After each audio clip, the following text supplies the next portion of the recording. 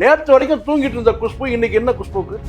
குஷ்பு கைப்பட்ட சிலம்பு இருக்குல்ல, அதை கொண்டு போய் ஏதாவது ஒரு ஆசிட்ல நல்லா வாஷ் பண்ணணும். முதல்ல கற்பு கரசின்னு சொல்றாங்க. அவங்க கற்பு கரசி குழந்தை குழந்தை குழந்தை முன்னால ஆண் குழந்தைங்க எவ்வளவு சீரழிஞ்சு போயிருக்கானு தெரியுமா? கவர்ச்சின்ற பேர்ல ஆபாசத்தை கொட்டின பொம்பளை தானே இது. கண்ணகி பேர் உச்சரிக்கலாமா நீங்க? முதல்ல சுந்தர் சி ஊருக்கே தெரியும் புஷ்பா புருஷன் சொல்லி.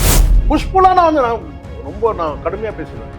புஷ்பு சார் பெண்ணா இருக்கட்டும். அப்புறம் சிவாஜி குடும்பத்தோட பெரிய புயல் வீசிச்சு தெரியாதா அது? குஷ்புவால. ஆமா, பிரபுக்கும் குஷ்பு. ஆமா, பல விஷயங்களை எடுத்து விட்டுருவோம். கவர்ச்சி என்பது கலை. கவர்ச்சி பருக வேண்டிய கலை. ரொம்ப நான் உள்ள ஆழமா போற மாதிரி எவ்வளவு ஆழம் சூடு சொர்ணம் தான் நீங்க உணரணும். உண்மையிலேயே ஒன்னு சீமான் குஷ்பு ரெண்டும் ஒரே ரகம் தான். திருமணத்துக்கு முன்னாடி வந்து சொல்லலையே அவங்க எத்தனை ஆபாச காட்சி நடிச்சிருக்காங்க. அரண்மனை அப்ப அவங்க கூட இருப்பாங்க. அப்படி சொல்லுங்க, படம் நடிச்சுதான் சொல்றீங்க.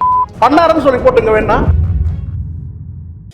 மூச்சு திணறல், மூச்சு இழைப்பு, குரட்டையால் அவதியா? நுரையீரலை ஆரோக்கியமானதாக்கி எளிதாக சுவாசித்திடுங்கள். தங்கம் 24x7 ஆஸ்துமா சிகிச்சை நாமக்கல் மற்றும் கான்பூர். வணக்கம், இது கிங் டிவி. இன்றைக்கு நம்மோடு சிறப்பு நேர்காணலில் இணைந்திருப்பவர் மூத்த பத்திரிகையாளர் சேக்குவேர் அஜய்சங்கர் அவர்கள். ஐயா வணக்கம். வணக்கம் சார். வணக்கம் ஐயா, நல்லா இருக்கீங்களா? நலம். நான் ரொம்ப வருத்தமா இருக்கேன் ஐயா. இந்த நிகழ்ச்சியெல்லாம் பார்க்கும்பொழுது ரொம்ப வருத்தமா இருக்கேன். குறிப்பா கொண்டையில் தாழப்பூ, நெஞ்சிலே வாழப்பூ, கூடையில் எண்ணப்பூ குஷ்பு அவர்கள் சிலம்போட களத்துல இறங்கியிருக்காங்க. கண்ணகி பிறந்த தமிழ்நாட்டில் இந்த அவமானம் தேவையா அப்படின்னு உங்களுக்கு அவமானமா இல்லையா சார்? அவமானமா இருக்கு. ஏன்னா அந்த சிலம்பு நினைக்கும் போது உண்மையிலேயே கேட்டா அவமானம் பண்ற பரிதாபமா இருக்கு. முதல்ல அந்த சிலம்பை கொண்டு போயிட்டு குஷ்பு கைப்பட்ட சிலம்பு இருக்குல்ல, அதை கொண்டு போய் ஏதாவது ஒரு ஆசிட்ல நல்லா வாஷ் பண்ணணும். முதல்ல அது வாஷ் பண்ணா கூட வந்து புனிதமாகுமான்னு தெரியல. ஏன்னா சிலம்பு கண்ணகி இந்த ரெண்டு பேரையுமே சிலம்பை தொடரத்துக்கே வந்து தகுதி கிடையாது குஷ்புக்கு. இன்னும் ஒரு படி மேலே சொல்ல கேட்டனா கண்ணகி பேரை உச்சரிக்க தகுதி இருக்கா குஷ்புக்கு? கண்ணகி யார்? கற்பு கரசி தானே. குஷ்பு யார்? கற்பு கரசின்னு சொல்றாங்க சார். அவங்க கற்பு கரசி. அப்புறம் நீங்க கண்ணகியை அவமானப்படுத்தக்கூடாது.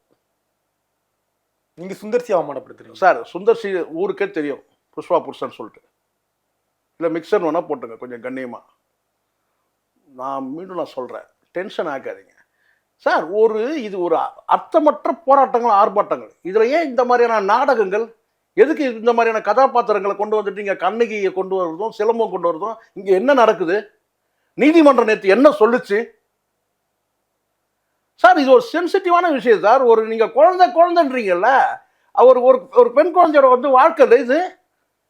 இப்போ புகார் கொடுத்ததே குற்றமா? நீங்கள் இதை வச்சு வந்து அரசியல் பண்ணுவீங்களா? நீங்கள் புகார் கொடுக்கப்பட்டு வழக்கு பதியப்பட்டு சம்பந்தப்பட்ட நபர் கைது செய்யப்பட்டு நீதிமன்ற விசாரணை வந்து நடத்தி ஒரு சிறப்பு புலனாய்வு குழு அமைக்கப்பட்டு இவ்வளோ வேலைகள் நடந்துட்டு இருக்கா இல்லையா? நடந்துட்டு இருக்கு. நேற்று வரைக்கும் தூங்கிட்டு இருந்த குஷ்பு இன்னைக்கு என்ன குஷ்புக்கு? நான் கேட்குறேன். இவ்வளோ இப்போ நான் எல்லாருமே இங்கே வந்து நான் சொல்கிறேன் கேட்டிங்கன்னா சார், இங்கே தவிர்க்க முடியாமல் சொல்கிறேன், நடக்கக்கூடிய அந்த நிகழ்வுலாம் நான் பார்க்குறேன். சர்வ கட்சிகளும் ஒன்று பண்ணக்கூடியது. இங்கே ஏதாவது வந்து ஒரு மாநில அரசு தன்னுடைய அதிகாரத்தை பயன்படுத்தி நடவடிக்கை எடுக்கிறத தவிர்த்துட்டாங்களா? தவிர்க்கல. காரணம் நடந்துட்டு இருக்கு. நடவடிக்கை எடுக்கப்பட்டிருக்கு, வேலை நடந்துட்டு இருக்குது, விசாரணை நடக்குது. இப்போ உங்களுக்கு என்ன தேவைன்னு சொல்லிட்டு ஆளாளுக்கு வந்து பார்த்தீங்கன்னா ஒரு ஃபார்மாலிட்டிக்கு பண்ணுற சடங்கு சம்பிரதாயம் மாதிரி நீங்கள் வந்து ஆர்ப்பாட்டன்ற பேரில் நீங்கள் வந்து பார்த்தீங்கன்னா வந்து ஒரு சென்சிட்டிவான விஷயத்தை எடுத்து நீங்கள் அரசியல் பண்ணிட்டு இருக்கீங்க. நீதிமன்றம் வந்து இதுக்கு மேலே நீதிமன்றம் என்ன சொல்ல முடியும்? நீதிமன்ற அவமதிப்பு தான் இது இன்னைக்கு குஷ்பு பண்ண. ஆமா, சிலம்போட நேற்றுக்கு நீதிமன்றம் இது பாமக இது அவர் பாலுகிட்ட வந்து அந்த வழக்கில் வந்து அழுத்த திருத்தமாக சொல்லியிருக்காங்க. இது வந்து நீங்க அரசியலாக்கிறதுக்கு உகந்த வழக்கு இது இல்லை, நீங்க அரசியல் ஆக்குறீங்கன்னு சொல்லியிருக்காங்க. நீதிமன்றம் சொல்லியிருக்கு. இதை கேள்விப்பட்ட உடனே இந்த ஆர்ப்பாட்டம் நடத்துற அத்தனை பேர் முகத்துல ஓங்கி அரைஞ்சிருக்கு. யாரும் இதை தாண்டி யாரும் இதுல அரசியலே பண்ணக்கூடாது. நீதிமன்றம் எச்சரிக்கை தான் இது. எச்சரிக்கை. அதை தாண்டி நீங்க பண்றீங்கன்னா அப்போ நீங்க நீதிமன்றத்தை நீங்க நம்பலையா? அப்போ சார் நீதிமன்றம் இதை தலையிட்டு நீதிமன்றம் கண்காணிக்குது சார். அப்போ நீங்க நீதிமன்றத்தை நீங்க நம்பலையா? அப்போ நீங்க என்ன வேணும்னு நினைக்கிறீங்க? ஸ்டாலினை நம்பல. ஸ்டாலின் ஆட்சி சரியில்லை. நான் சொல்றேன், மீண்டும் நான் சொல்றேன், அதை கடந்து இப்ப நீதிமன்றம் கண்காணிக்குதா இல்லையா? நீங்க அரசியலுக்காக கூட நீங்க பேசலாம். இப்ப நான் கேட்கிறேன், சம்பந்தப்பட்ட நபர் வந்து கைது செய்யப்படாம வெளியில இருக்கிறாரா? இல்ல தலைமறைவா இருக்கிறாரா? கிடையாது. கட்டுப்போட்டு நடந்துட்டு கைது பண்ணி உள்ள இருக்கிறான். இப்ப வந்து பார்த்தீங்கன்னா சிறப்பு புலனாய்வு குழு அமைக்கப்பட்டு நீதிமன்றத்தால் கண்காணிக்கப்படுற வழக்கு இது. அதுக்கப்புறம் நீங்க இதுல உள்ள இறங்கி ஆர்ப்பாட்டன்ற பேச்சுக்கே இதுல இடம் கிடையாது. நீங்க அப்படி செய்யறோம்னு சொன்னா ஒரு இம்ப்ளீடிங் பெட்டிஷன் போட்டு நீங்க உள்ள போங்க, வழக்கு உள்ள போங்க, உங்க கையில இருக்கிற ஆதாரத்தெல்லாம் நீங்க கொடுங்க. அப்ப நீங்க அங்க செய்யலாம். சார் எங்க கிட்ட ஆதாரம்லாம் இருக்கு, இந்த ஆதாரங்கள் இருக்கு, இதை விசாரிக்கணும், உங்களுடைய சந்தேகங்களை எல்லாம் நீங்க வந்து பாத்தீங்கன்னா அந்த வழக்குக்குள்ள நீங்க போலாம். ஆனா உச்சத்துல நின்று ரோட்ல நின்று கத்துறது என்னது? ஜெயலலிதா அரசு இந்த மாதிரி பண்ணுவீங்களா நீங்க முதல்ல? அப்ப உங்களுக்கு வந்து பாத்தீங்கன்னா இங்க சர்வ சுதந்திரம் இருக்கு, அந்த அந்த அந்த அந்த லிபர்ட்டியை வந்து அந்த லிபரேஷன் வந்து நீங்க வந்து தவறா பயன்படுத்துறீங்க. அப்படிதான் நான் சொல்லுவேன். நீங்க அறிக்கை விடலாம் சார், இங்க அறிக்கை விடுறதுனால எந்த சிக்கலும் கிடையாது. அந்த அறிக்கையை கொண்டு போயிட்டு பொதுமக்கள் மத்தியில கொண்டு போயிட்டு நீங்க விநியோகம் பண்றீங்க பார்த்தீங்களா, அதுதான் சிக்கல். நீங்க அறிக்கை வெளியிட்டா நீங்க பேப்பர்ல வெளியிடும், இணையத்துல வர செய்தியா வரும், எல்லாம் நடக்கும். ஒருத்தன் கடிதம் எழுதுறான், ஒருத்தன் சாட்டையில் அடிச்சுக்கிறான், ஒருத்தர் வந்து பார்த்தீங்கன்னா வந்து அந்த வாசல்லே போய் உட்காந்துடுறீங்க. அது என்ன பள்ளிக்கூடம்? அது வந்து ஒரு பல்கலைக்கழகமா? அது என்னது இது? தினம் நீங்கள் போயிருக்கலாம் நீ அந்த பக்கம் போகிறோம் வரோம் சரிங்களா. ஒரு நாளைக்கு ஏதோ ஒரு வேலைக்கு போகிறோம், அந்த பக்கம் வரும்போது பார்த்தீங்கன்னா அந்த சர்வீஸோட ஃபுல்லாக எப்போ பார்த்தாலும் கொஞ்சம் கூட்டம் நின்றுட்டே இருக்கு. யாவனா ஒருத்தன் தினம் வந்து பண்ணிகிட்டே இருக்கிறேன். நானே ஆர்ப்பாட்டமோ போராட்டமோ வந்து கேட்டால் இது மக்கள் வந்து பண்ண வேண்டியது தான் சார். நடவடிக்கை இல்லைன்னா நீங்கள் பண்ணலாம், தடையை மீறி கூட நீங்கள் பண்ணுங்க. நடவடிக்கை எடுக்கப்பட்டு இதை நீங்க அரசியல் ஆக்குறீங்கன்றது சாதாரண மக்கள்ல இருந்து நீதிமன்றம் வரைக்கும் தெரியுது. நீங்க அரசியல் பண்றீங்கன்ட்டு எல்லாம் டிசைனா பண்றீங்க, வெரைட்டியா பண்றீங்க. ஒன்னொன்னும் குஷ்புலாம் நான் ரொம்ப கடுமையா பேசுவேன். குஷ்பு சார் பெண்ணா இருக்கட்டும், அப்புறம் ரெண்டு பொம்பளை சார் என்னன்னா இருக்கட்டும் சார். நான் சொல்றேன், இப்ப நீங்க குழந்தை சொல்றீங்கல்ல, நான் தெரியாம தான் கேட்கறேன். ஆண் பிள்ளைகள் இப்போ அந்த பெண் வந்து ஒரு என்ன சொல்லிருக்கேன்னா ஒரு பருவ பெண் சொல்லிட்டு நீங்கள் வந்து குழந்தைன்றீங்கல்ல, அதே மாதிரி இளைஞன் கூட வந்து குழந்தை தானே. ஆமாம், கண்டிப்பாக. எத்தனை இளைஞர்கள் உன்னுடைய வந்து சினிமாவில் நீ நடிக்கிற இந்த காட்சி கவர்ச்சின்ற பேரை நீங்கள் ஆபாசத்தை காட்டி எத்தனை வந்து ஆண் குழந்தைகள் வந்து ஒரு பாலியல் தூண்டலுக்கு வந்து ஆளாகிருப்பானுங்க. நீங்கள் சொல்லுங்க, இல்லைன்னு மறுக்க சொல்லுங்க. கவர்ச்சி என்பது கவர்ச்சி அப்போ ரொம்ப நான் உள்ள ஆழமா போற மாதிரி ஆயிரும். குஷ்புக்கும் மற்ற பெண்களுக்கு என்ன வித்தியாசம்? நான் கேட்கறது ஒன்னே ஒண்ணுதான் சார். நீங்க இப்போ குஷ்புக்கு என்ன வேணும்? குஷ்புக்கு என்ன வேணும் நீங்களே சொல்லுங்க. நீதி வேணும். நீங்க முதல்ல என்ன செஞ்சிருக்கணும்? ஒரு வாரம் பொறுத்து இருந்துட்டீங்க. அடுத்த நாள் நீங்க ஒரு அறிக்கை விட்டுருக்கலாம். அதுக்கு அடுத்த நாள், மூன்றாவது நாள், நாங்க ஒரு வாரம் கழிச்சு எனக்கு வந்து அனுமதியே இல்லை, எனக்கு வந்து அழைப்பே இல்லைன்னு நீங்க அரசியல் கட்சியில வந்து எனக்கு அழைப்பு இல்லை, எனக்கு முன்னுரிமை கொடுக்கல, என்னை கூப்பிடலன்னு சொன்னீங்க. நீங்க அறிக்கை விடுறதுக்கு கூப்பிட வேண்டாம் யாருமே. நீங்க அறிக்கை விட்டு போயிருக்கலாமே. அறிக்கை கூட நீங்க விடல. இன்னைக்கு வந்து திடீர்னு ஒரு வாரம் கழிச்சுன்னு கேட்டீங்கன்னா வந்து பாத்தீங்கன்னா அப்படியே வந்து சிலம்பம் எடுக்கிறீங்க. கண்ணகி மதுரையிலிருந்து நாங்க பேரணி வருவோம். இதெல்லாம் சீன் தானே இது? நீதிமன்றம் சொன்ன பிறகு இதை செய்றீங்கல்ல. நீதிமன்றம் சொன்ன பிறகு நீங்க செய்றீங்க. அப்ப சார், நீதிமன்றம் சில நேரங்களில் உத்தரவு பிறப்பிக்கும், சில நேரங்களில் கருத்து தெரிவிப்பாங்க. அந்த கருத்தை கூட நம்ம மதிக்கணும். ஃபர்ஸ்ட் அதுதான் முதல். இது வந்து ஆர்டர் கிடையாது. அவங்க வந்து நீதிமன்றம் கருத்தை தான் சொல்றாங்க. கருத்து சொன்னா கூட பாத்தீங்கன்னா அதை வந்து பாத்தீங்கன்னா நம்ம அதை ஏத்துக்கணும், ஒபே பண்ண மதிக்கணும். அதை நீதிமன்றம் உச்சபட்சம். ஆமா, இதை தாண்டி நீங்க இங்க என்ன சுப்ரீம் பவர் என்ன இருக்கீங்க? நீதிமன்றத்தை தாண்டி குறிப்பா குற்றம் சாட்டுறீங்க சார். நீங்க குற்றம் சாட்டுறீங்க. நீங்க குற்றம் சாட்டுறது கூட கேட்டீங்கன்னா இந்த காரணம் இதை நீங்க ஒரு நீதிமன்றத்துல போய் சொல்றதுக்கு உங்களுக்கு வாய்ப்பு மறுக்கப்பட்டிருக்கா சொல்லுங்க. நீதிமன்றத்துல இதே குஷ்பு போகட்டும், நேராக போய் நீதிமன்றத்தில் போயிட்டு வந்து ஒரு இம்ப்ளீடிங் பெட்டிஷன் போட்டோம். தனித்தனி ஒரு கட்சி தனித்தனியாக போராட்டம். தமிழிசை கேட் வாசலில் போய் போராட்டம் பண்ணோம். அண்ணாமலை சாட்டையில் அடிச்சுக்கிறது, இவங்க மகளிர் குழு. ஒரு கட்சியில எத்தனை போராட்டம் பண்ணுவீங்க நீங்க? நான் கேட்குறேன். இருக்கதான் அங்கே 10 பேர் தான் மொத்தமே. அந்த 10 பேரை மாறி மாறி நின்றுக்கிறான். அண்ணாமலை கிட்ட 10 நின்னா, ஒரு பக்கம் இன்னைக்கு குஷ்பு கிட்ட ஒரு 10 பொம்பளைங்க, அந்த பக்கம் வந்து பார்த்தீங்கன்னா வந்து தமிழிசை பண்ணா இருக்கதா கட்சியிலே ஒரு 50 பேர் பண்ணா மிஞ்சி போனா. அதில் சீனா அவ்வளோதான் சார். ரொம்ப அதிகம். 50 அதிகம் தான். அப்புறம் என்ன நீங்க வந்து இங்க வந்து சார் இப்போ இதனால விளைவு என்ன வந்துருங்களா? இனி பாதிக்கப்பட்ட நபர் யாருமே வந்து புகார் தரத்துக்கு யோசிப்பாங்க சார் இதனால. ஆமா, கண்டிப்பா. இதை வச்சு அரசியல் பண்றாங்க. சாதாரண மக்கள் சொல்றாங்க அரசியல் பண்றாங்கன்னு சொல்றாங்க. நீதிமன்றம் மட்டுமே இல்லை, சாதாரண மக்கள் சொல்றாங்க. தினம் வந்து இந்த விஷயத்தையே இவங்க வந்து ஒரு லிமிட் இருக்கு. இங்க பிரதான எதிர்கட்சி இருக்கு, அவங்க வந்து பாத்தீங்கன்னா அதை வந்து முன் வச்சு ஒரு ஆர்ப்பாட்டம் பண்ணாங்க. அது முடிஞ்சிச்சு. இது ஒரு சடங்கு சம்பிரதாயம். நீங்களும் பண்றீங்க.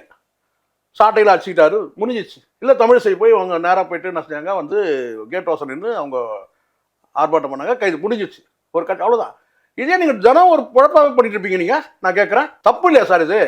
அப்ப நீங்க இன்னும் அந்த பாதிக்கப்பட்ட பெண்ணை வந்து நீங்க இன்னும் காயப்படுத்துற மாதிரி உணரலையா? நீங்க சூடு சொரணம் தான் நீங்க உணரணும். உண்மையிலேயே பாதிக்கப்பட்ட பெண்ணுக்கு இன்னும் அது மன உளைச்சல் ஏற்படுத்தும். நீங்க ஏதோ ஆதரவா இருக்கிற மாதிரி நீங்க வந்து பேசுறீங்கல்ல, அதாண்டி குஷ்பு ரொம்ப டூ மச் பேசுறது. நீங்க ஆமா சந்தேகமா யூகமாலாம் சொல்லக்கூடாது இல்ல.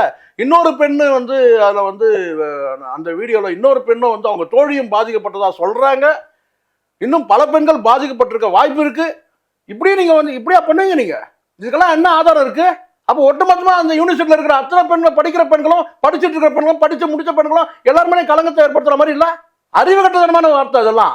யூகமா எதையுமே இந்த மாதிரி விஷயத்துல யூகம் தெரியக்கூடாது சார். யூகம் தெரிஞ்சா நீங்க எல்லாரும் அந்த கல்லூரியில் இருக்கிற அத்தனை பேர் நீங்க வந்து சொல்லுவீங்களா? நீங்க இது முன்னாடி அவங்க பாதிக்கப்பட்டிருக்காங்க போற போக்குல.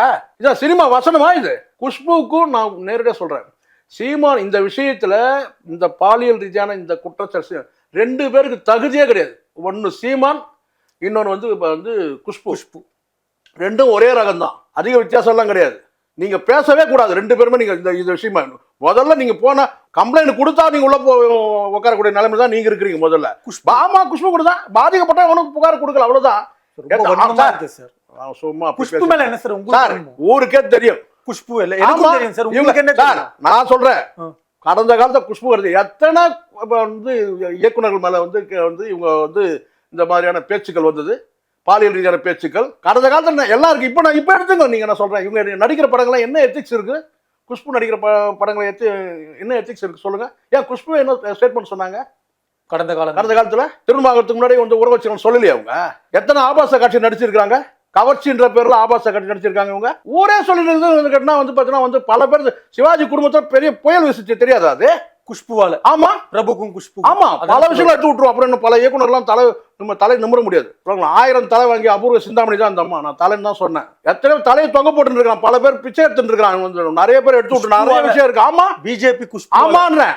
ஆமா அழகை வெளிப்படுத்துறது ஆபாசம் சார். அழகை வெளிப்படுத்து அழகு அப்படின்னு சொல்ல போறீங்க, உடம்ப காட்டுறது அழகுன்றீங்க நீங்க. அழகுக்கும் கவர்ச்சிக்கும் ஆபாசம் வித்தியாசம் தெரியாது உங்களுக்கு?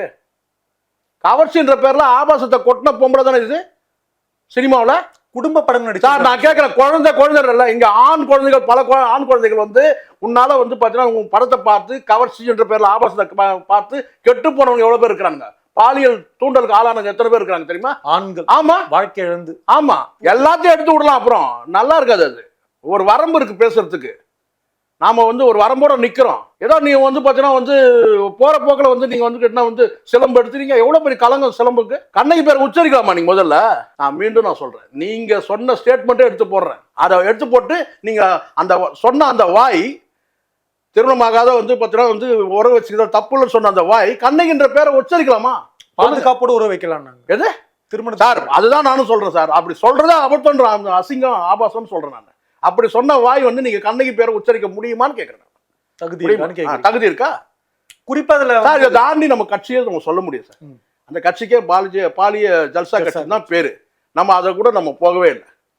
அது ஒரு காலகட்டத்தில் வந்து எச் ராஜா, பொன் ராதாகிருஷ்ணன் இவங்கெல்லாம் வந்து தமிழ் சேர்ந்த வரைக்கும் அந்த கட்சி நல்லா தான் இருந்தது. அதுக்கப்புறம் இந்த கழிசடைகள்லாம் வந்துடுச்சு. கழிசடைங்க ஆமா கழிசடை தான் பண்ணாருன்னு சொல்லி போட்டுங்க வேணா. உண்மைதான் சார். இது மாதிரியான ஆட்கள் வந்ததுனால தான் வந்து அந்த கட்சி நாசமானதுக்கு காரணமே. ஏன்னா அந்த கட்சிக்கு வந்து பார்த்தீங்கன்னா ஆட்சியில் இருக்கு இல்லைனாலும் வந்து பார்த்தீங்கன்னா அதுக்கு ஒரு அகில அளவில் ஒரு பேர், ஒரு தகுதி இருந்துச்சு. தமிழ்நாட்டில் ஒரு தகுதி இருந்துச்சு. இந்த கட்சினா ஒழுக்கமான கட்சினா கம்யூனிஸ்ட் இவங்கள தான் ஒரு பிரதானமாக சொல்லுவாங்க. அந்த கட்சியை வந்து ஆபாச கட்சின்னு ஆனதை இந்த பார்த்தீங்கன்னா இந்த மாதிரியான நபர்களால் தானே. இவ்வளோ பொங்குறீங்களா? மணிப்பூர் கலவரத்தில் எங்கே போயிருந்தீங்க நீங்க? பொங்க வேண்டியதானே? படம் நடிச்சிட்டு இருந்தாங்க அரண்மனை. அப்போ அவங்க கூட டான்ஸ் ஆடி இருந்திருப்பாங்க. அப்படி சொல்லுங்க. படம் நடிச்சுன்னு சொல்றீங்க. அப்புறம் வேற அவங்க கூட படத்தில் டான்ஸ் ஆடிட்டு இருப்பாங்க சொல்லுங்க வேணா.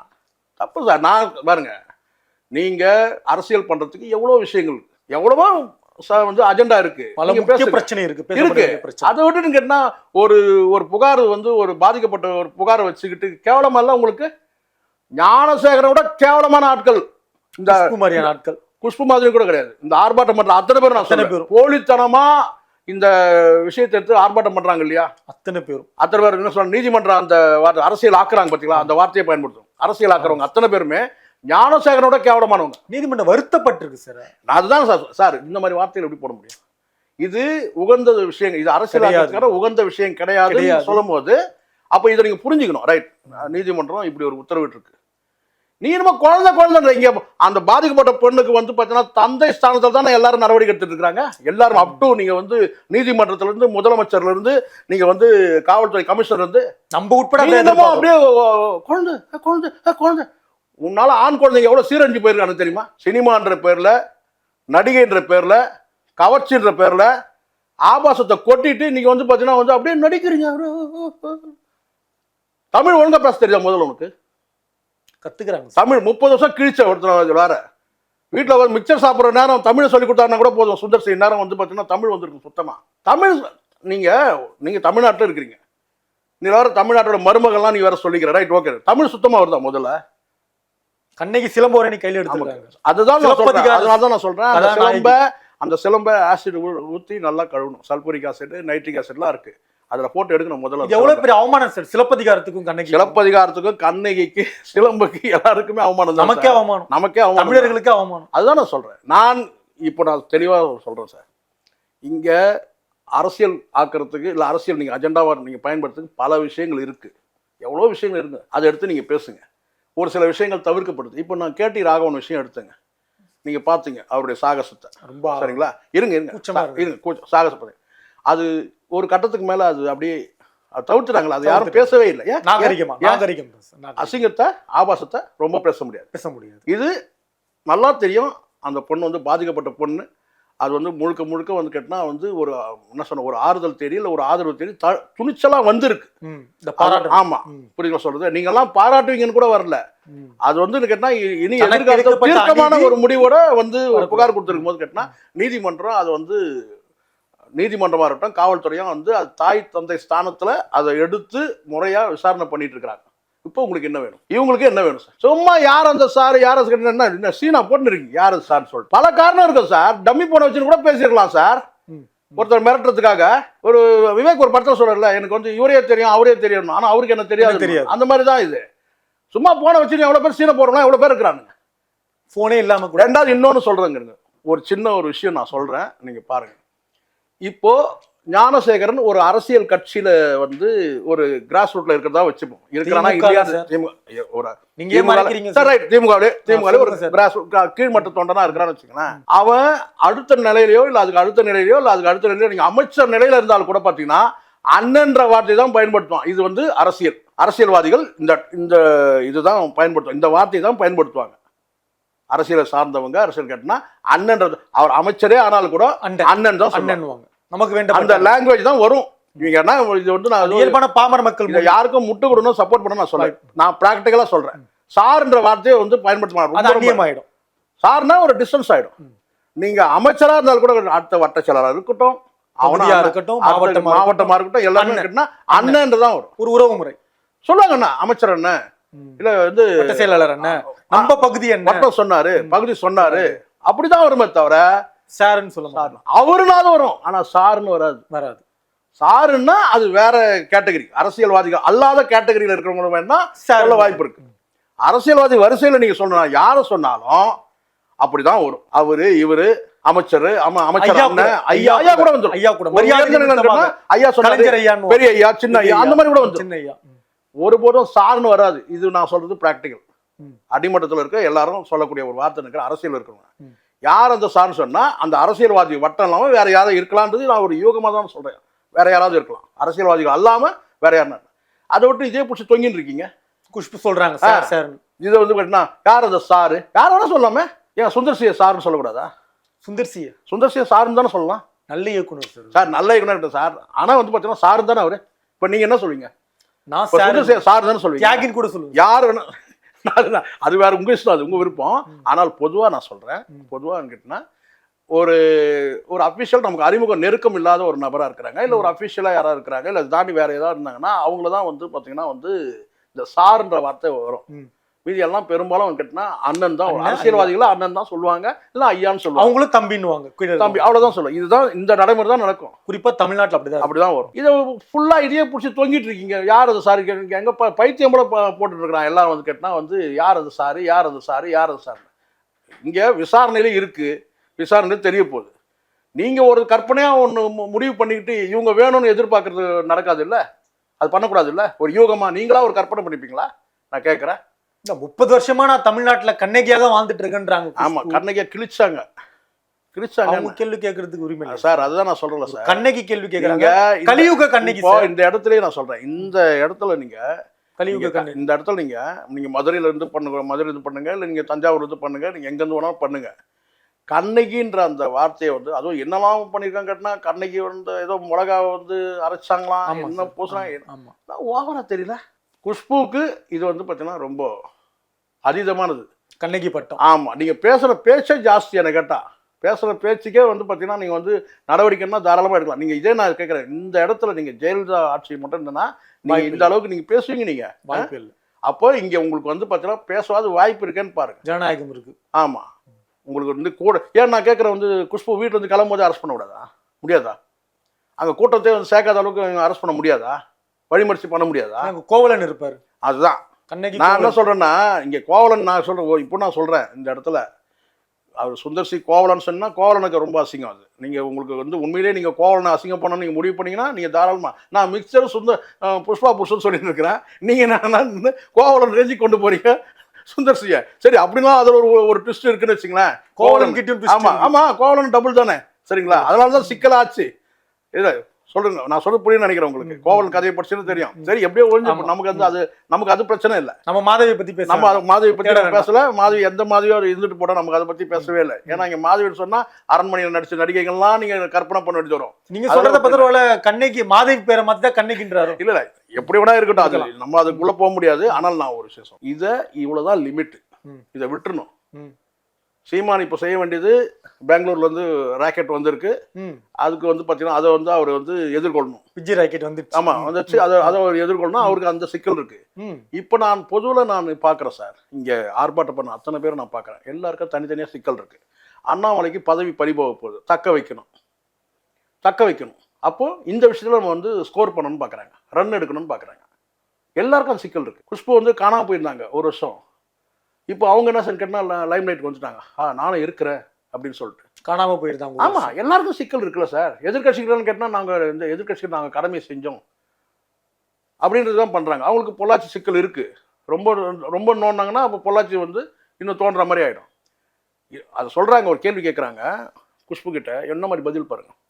பொள்ளாச்சியில் கூட இந்த மாதிரி சம்பவம் நடந்தது, அது வேற டைப்புங்க, அது வேற டைப். அது வேற மாதிரி ப்ராப்ளம். அது என்ன வேற அங்கேயும் பாதிக்கப்பட்ட ஒரு குழந்தை தானே, 200 பேர் மேல. அதுதான் நான் சொல்றேன், அங்கேயும் பாதிக்கப்பட்ட குழந்தை தானே சார். அப்போ அது வேற. அப்போ என்ன உங்களுக்கு என்ன சொல்ல வராங்க? அதெல்லாம் கேட்காதீங்க, பதில் சொல்ல திராணி இல்லை உனக்கு. மணிப்பூர்ல இருக்கு, அது வேற.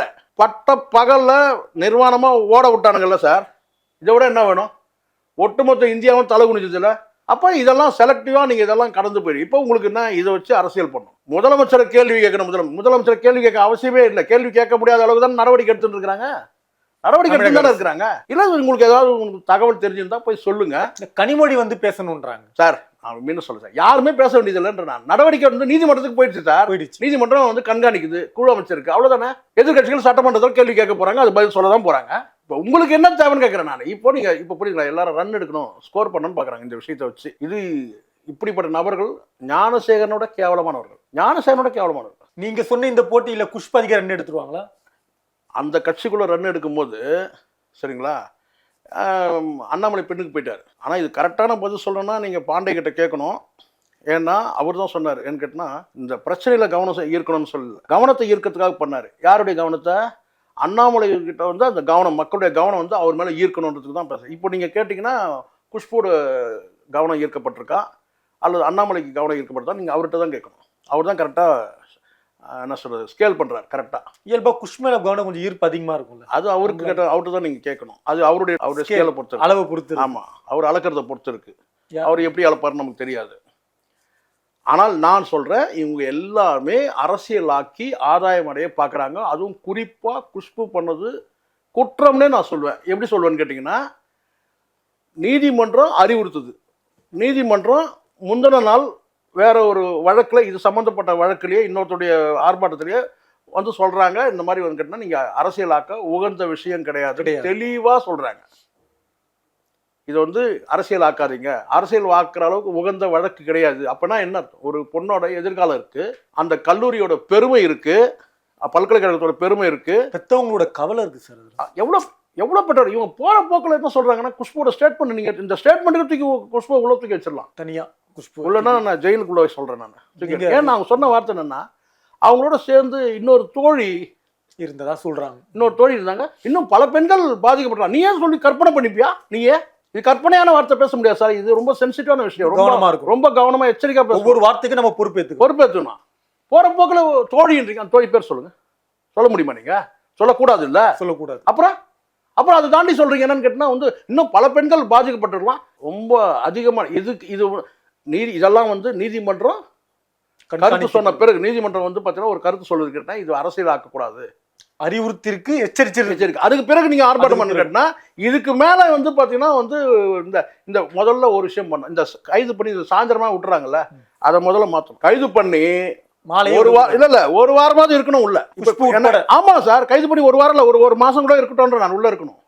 அப்பதான் வந்து இந்த ஃபார்மாலிட்டியான இந்த ஆர்ப்பாட்டம் என்ன நினைக்கிறாங்கன்னா, அது என்ன போய் ஆர்ப்பாட்டம் பண்ணா மண்டபத்தில் வச்சு பிரியாணி போட்டு அமைச்சிட போறாங்க. அதான் நடக்குது. காலையில கைது, மாலை விடுதலை, மதிய அறுசுவை உணவு தூக்கி ஒரு வந்து இங்க எல்லாரும் ஆளாயிர முடியாது சார். சிறைக்கு போனவங்களா இவங்க எல்லாம் என்ன தண்டி யாத்திரை இல்ல வந்து உப்பு சத்தியாகிரகம் பண்ணிட்டா போறாங்க இவங்க? நான் கேட்கறேன், இவங்களுக்கு ஆளுங்கட்சிக்கு ஒரு இது இருக்கு கேட்டா இவங்களாம் சிறையில் தூக்கி வச்சா இவங்களாம் அப்படியே பெரிய ஆளு ஒன்றும் கிடையாது. இங்க ஒரு மாசம் இருக்கட்டும், இல்ல அட்லீஸ்ட் வந்து ஜாமீன் கிடைக்கிறவாது ஒரு 10 நாள் 15 நாள் இருக்கட்டும். அப்பதான் சார் தெரியும். கைது பண்ணி சாயந்தரம் விடுனா அவன் தானே உட்காந்து ஆர்ப்பாட்டம் பண்றான்னு வரான் ஒவ்வொருத்தனும்.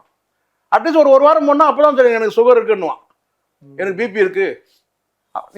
உண்மை இது. குறிப்பா குஷ்பு என்ன சொல்லுவாங்க? இந்த குஷ்பு என்ன சொல்லுவான்னு கேட்டா வந்து சுதர்சியை விட்டுட்டு என்னால இருக்க முடியாது அப்படின்னு சொல்லுவாங்க.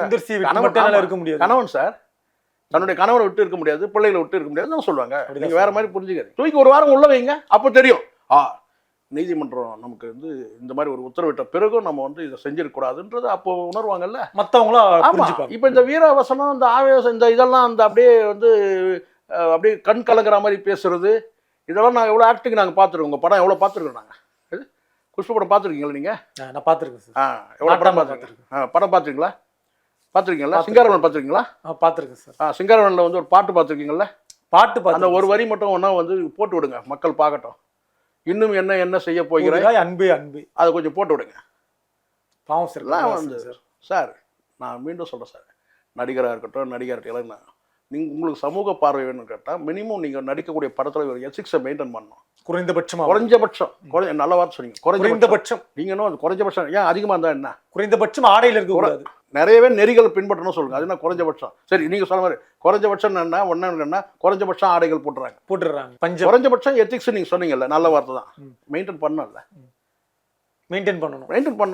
நீங்க ஒன்றும் இல்லை சார், ஒரு முத்த காட்சி தான் சார். ஹரிஹரனோட சேர்ந்து ஒரு மியூசிக் இசை ஆல்பம் நினைக்கிறாரு, அதை பாருங்க.